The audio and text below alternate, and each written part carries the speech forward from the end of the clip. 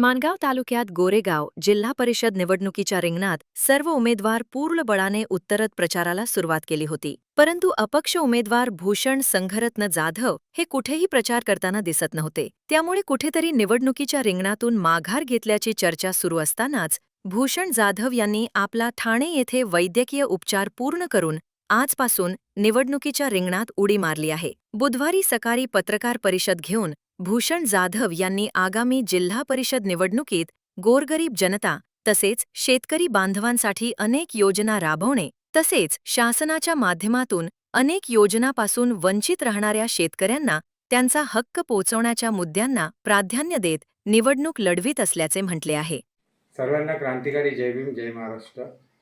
मी भूषण जाधव. मी आज जिल्हा परिषद गण गोरेगाव गण 48 ह्याच्यामधून उभा आहे. मी आपल्याला सांगू इच्छितो की सगळ्या बहुजनांच्या विचाराने मी आज जिल्हा परिषदेसाठी उभा आहे आणि मी आपल्या सगळ्या बहुजनांची एक थोडीशी दिलगिरी व्यक्त करतो. कारण जेव्हापासून मी फॉर्म भरला त्या फॉर्म भरल्यानंतर माझा फोन एक 5 ते 6 दिवस रिचेबल नॉट रिचेबल होता.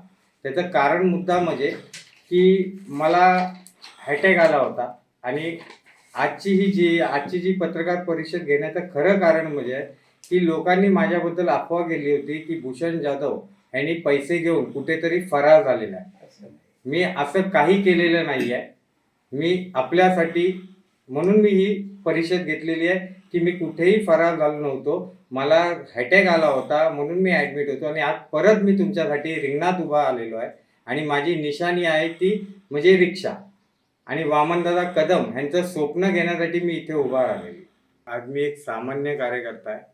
या रिंगणात माझ्यासमोर बलांडे म्हणून चांगले उमेदवार उभे आहेत. काही जणांना वारसा आहे, राजकीय वारसा आहे, काही जणांकडे पैसे आहेत. मी एक सामान्य याच्यासाठी उभा आहे की माझं स्वप्न माझं विजन खूप मोठं आहे आणि राहिलं बाबासाहेबांनी आम्हाला कधीच वंचित म्हणून ठेवलेलं नाही आहे. जे लोक बोलत आहेत की आम्ही वंचित आहे, बाबासाहेबांनी आम्हाला सगळं काही दिलेलं आहे आणि आजच्या तारखेला जी समाज जशी दिशाभूल करतायत काही आमचे समाजाचे वरिष्ठ पुढारी आहेत, मी त्यांना हात जोडून विनंती करतो की येणाऱ्या पिढीमध्ये ह्या समाजाची दिशाभूल करावी नाही. कारण मी आज ह्यासाठी उभा आहे की माझी जो समाज आहे, माझा समाज, माझा बहुजन समाज हा सगळा माझ्या पाठीशी उभा आहे आणि त्यांच्यासोबत मी या जिल्हा परिषदला एक ग्राउंड लेवलचं काम करणारा कार्यकर्ता आहे. माझी इच्छा अशी आहे की तुम्ही माझं कान पकडा, माझं कान पिळा आणि काम करून घ्या. म्हणून मी आपल्यासाठी सेवक कधीही रात्री 24 आवर्स बोलला तरी मी तयार आहे आणि माझा जो हृदयाचा झटका आला होता ह्याच्यातनंच मला एक 100 हातीचं बळ भेटलं तुमच्यासाठी लढायला.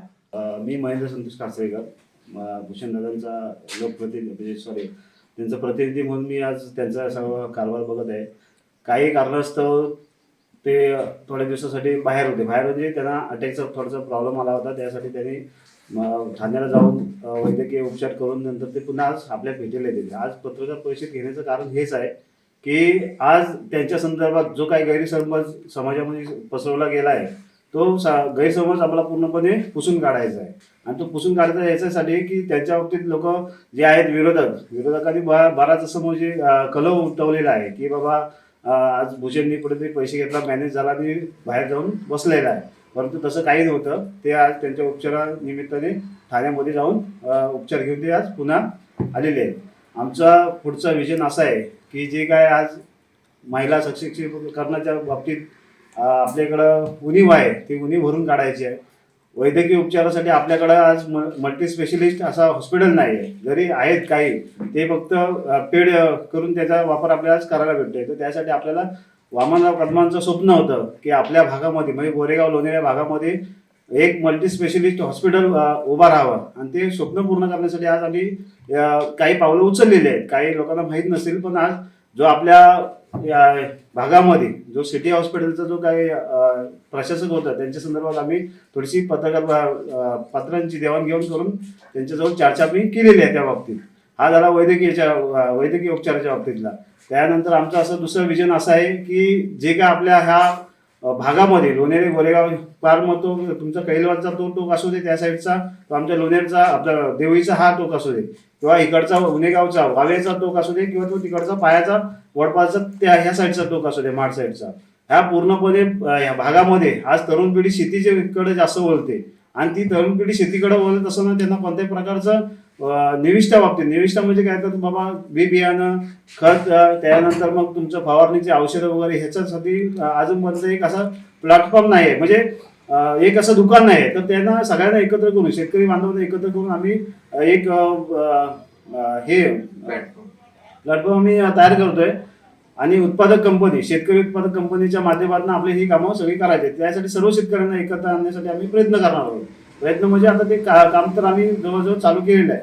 त्यानंतर विषय राहिला की लोक बैलगाड्यांना पैसे देतात, बैलगाडी शर्यती भरवण्यासाठी, बैलगाड्याचे करण्यासाठी. आम्ही बैलगाड्यांचा पैसे देऊ शकत नाही, कारण आम्ही तेवढे श्रीमंत नाही आहोत.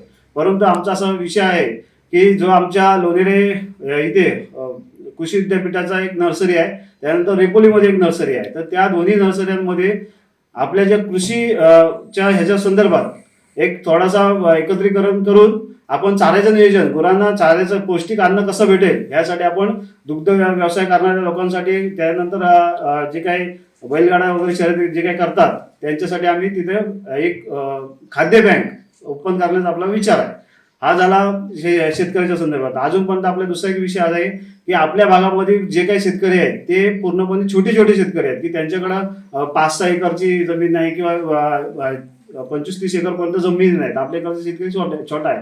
तर त्यांच्यासाठी आमचं विजन आहे की सगळ्यांना एकत्र करून एक अवजारे बँक, 2 विभागांसाठी एक स्वतंत्र अवजारे बँक आपण एकत्र आणून करतोय. त्यामध्ये तुम्हाला ट्रॅक्टर असतील, त्यानंतर बी बियाण्याचं जे काही पेरणी वगैरे करण्यासाठी लागणारे जे काही अवजारे आहेत ती लागणार आहेत. हार्वेस्टर आपण त्याच्यातून उपलब्ध करण्याचा प्रयत्न करणार आहोत. आणि जे काही अन्न जो काही पिकेल, जो काही आपल्याकडं आज कडधान्य मोठ्या प्रमाणात पिकतो, सेंद्रिय पद्धतीने आपल्याकडचं पिकतो, त्याला नामांकन मिळवून देण्याचं काम आमच्या वतीनं आम्ही करणार आहोत आणि त्याची आम्ही प्रोसेस थोडी थोडी चालू केलेली आहे. त्यानंतर विषय राहिला याच्या संदर्भातला आपल्या बाकीचे जे काही विषय आहेत. आता तुम्हाला सांगतो, आपल्याकडं नद्या वाहतात, त्यांना 12 पाणी थांबत नाही. उदाहरणार्थ आमच्या कैलवाड पासून ते पार याच्यापर्यंतचा विषय आहे. आणि त्यानंतर हे आमच्या भंडारे वगैरे ह्या भागामध्ये कॅनलच्या पाण्याशिवाय आम्हाला पर्याय नसतो. तर त्यासाठी आम्ही असं विचार केला आहे की जे काही नद्यांचं हे आहे त्याला पाटबंधारे विभागातून स्वतंत्र हे टाकून, बंधारे टाकून त्याचं पाणी कसं थांबवता येईल आणि त्यानंतर मग तो पाणी उचलण्यासाठी विजेचा पुरवठा किंवा सोलरची सिस्टीम हे शेतकऱ्यांना कशी देता येईल यासाठी आम्ही भर देणार आहोत. हे आमचे असे अधिक एक नव्हे तर अधिक असे विजन आहेत. आणि त्यामुळं आम्ही भूषणदादांच्या स्वरूपात आम्ही एक उमेदवार, एक सर्वसामान्य जनतेचा उमेदवार आम्ही तिथं बसवलेला आहे. त्यासाठी आपण सगळ्यांनी, म्हणजे मतदारांना माझी एक विनंती आहे हात जोडून की जे काय आपण आता रिक्षाची आपण निशाणी दिलेली आहे, ह्या निशाणीच्या समोर बटन दाबून तुम्ही आम्हाला प्रचंड मताने, बहुमताने विजयी करा आणि जे काही कामं आहेत ते आमच्याकडनं चौकशीने करून घ्या. रिजवान मुकादमसह ब्युरो रिपोर्ट, पुरार, रायगड.